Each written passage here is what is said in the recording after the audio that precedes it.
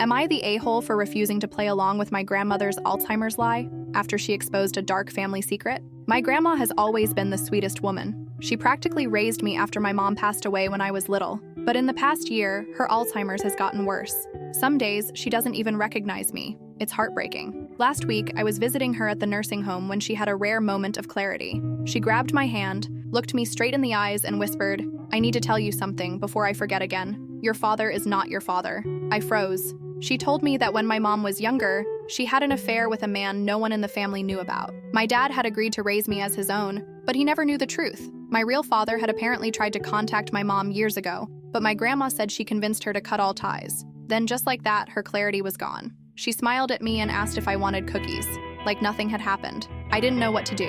When I asked my uncle about it later, he went pale. He told me that my grandma was just confused and that I shouldn't take anything she said seriously. But here's the thing, he was too defensive. And the way he kept avoiding eye contact, it confirmed my gut feeling. I decided to get a DNA test. A week later, the results came back, and my grandma was telling the truth. The man I called Dad my whole life wasn't even related to me. I confronted my family, and they lost it. My uncle called me a disrespectful brat for digging into the past. My aunt accused me of upsetting my grandma over nonsense. And my dad, well, my supposed dad, hasn't even spoken to me since. Now my family is pressuring me to drop it. They say my grandma was confused and that I should let her forget it again, instead of stirring up drama. But how can I just pretend I don't know the truth?